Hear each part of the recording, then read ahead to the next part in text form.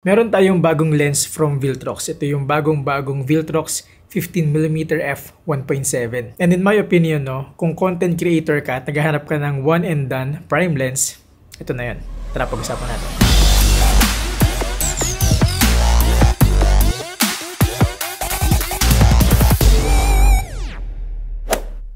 Usually kasi kapag sinabing one and done lens or if I could keep only one lens, usually yung sagot, zoom lens. Pero this time, again, in my opinion, kung content creator ka, kayang-kaya kang saluhin ito. And feeling ko kahit professional, palag pa rin. By the way, pinadala sa atin to ni Viltrox para itry at para gawa ng mga Instagram Reels. Pero hindi nila ako binayaran para gumawa ng YouTube review. Kaya you can expect na honest ako all throughout this video. Having that out of the way, let's dive right into the topic. Ito yung pinakabagong lens ni Viltrox ngayon, na kasama sa Air series nila. And normally, kapag kasama sa Air series nila, you can expect na compact and lightweight yung form factor. Like this one, sobrang liit and sobrang gaang nito. Bagay na bagay sa APS-C bodies. Meron siyang 58mm filter thread diameter na in a way smaller than the usual sizes. Like this one right here, 67mm yung size nito. So gumamit na lang ako ng step-up ring na 58mm to 67mm. And it's actually not bad. Sa bottom part naman niya, meron siyang USB-C port para sa firmware update. Nothing fancy, nothing more,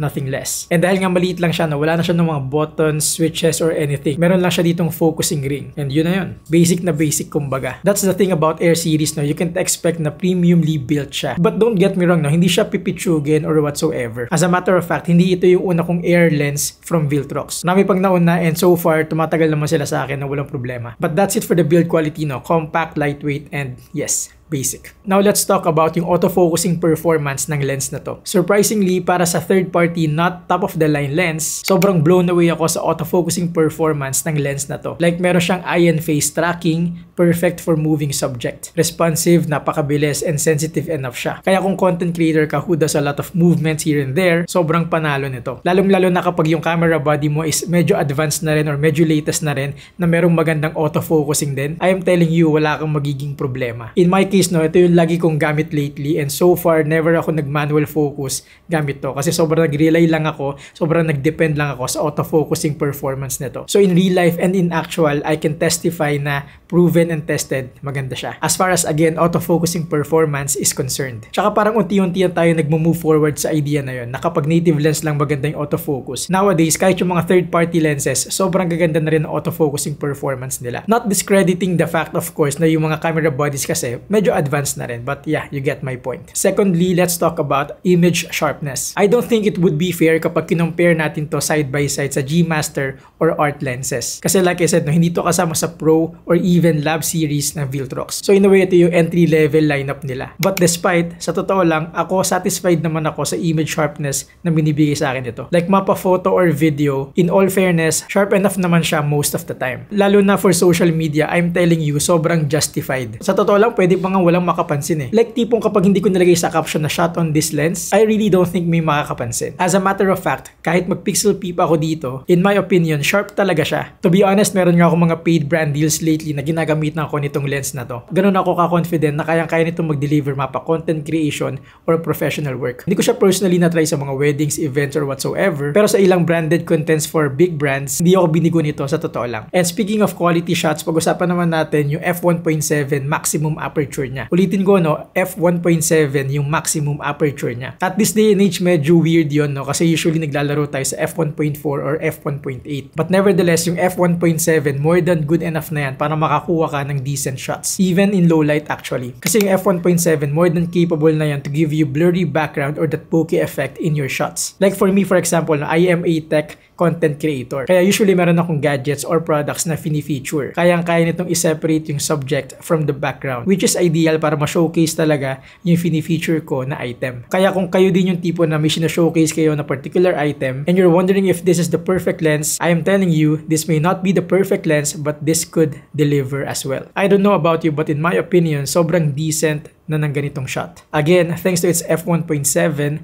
maximum aperture. Actually, ang spoiled na nga natin kasi usually yung mga f1.7, f1.4 lenses, usually malalaki sila and bulky. Pero tignan mo naman ngayon na umabot tayo sa time na sobrang liit ng form factor niya pero kaya pa rin magbigay ng f1.7 maximum aperture. To be honest, that alone is very impressive. Good job, Viltrox. Now let's move on sa pinakabentahe nitong lens na to, yung focal length niya, which is 15mm. Bentahe kasi at this day and age, kapag nagre-release ang mga brands or mga lens companies ng wide lenses, medyo gold yung dating nun. Kasi I don't know, no? Feeling ko kasi kapag wide lenses, feeling ko merong certain difficulty para makagawa ka ng decent wide-angle lens. Again, hindi naman ako expert or professional, no? Pero come to think about it, sobrang daming nire-release na 35, 50, etc.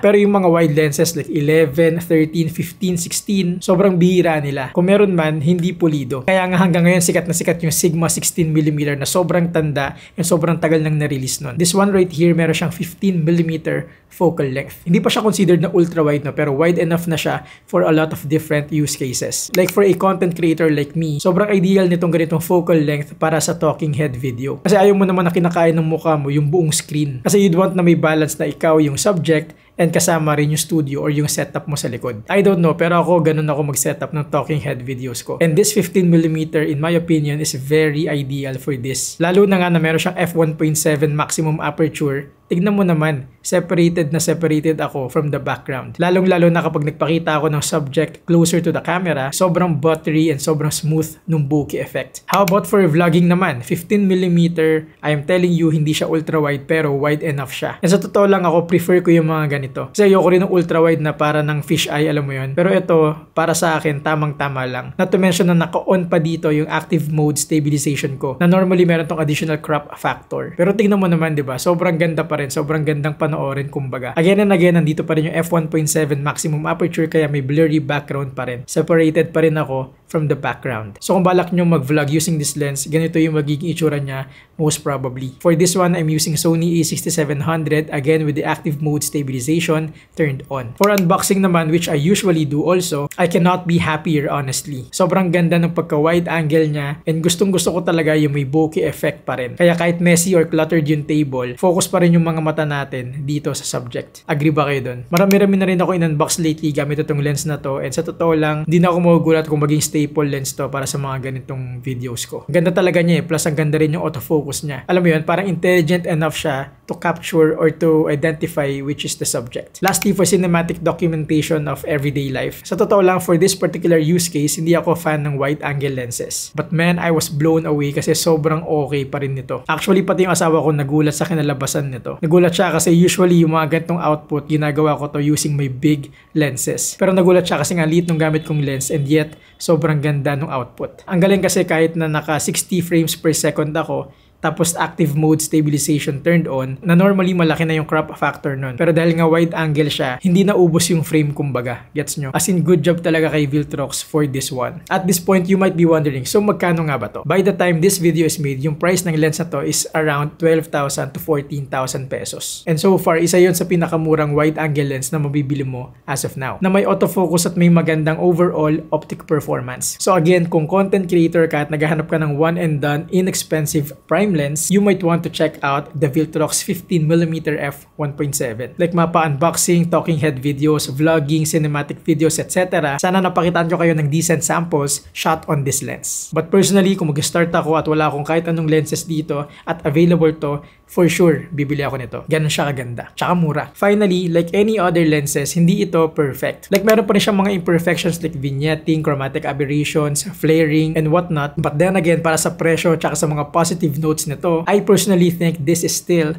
worth it. Value for money, kumbaga. But yun lang naman for now, no? Sana nag-enjoy kayo sa video na to. I am sure I wasn't able to cover everything. So let me know your thoughts in the comment section or we can connect on Instagram, Facebook, or on TikTok. Again, maraming salamat sa Viltrox sa pagpapadala sa atin ng lens na to para matry at para ma-review sa channel na to. Maraming salamat din sa inyo sa pagtambay at sa panonood. Hindi pa kayo nakasubscribe, subscribe na kayo kasi marami pa tayong pag-uusapan at marami pa tayong lenses na i-review. Para sa mga matagal naman na nakasubscribe, maraming salamat at nandiyan pa rin kayo. In any case, I'm excited to see you guys in the next video.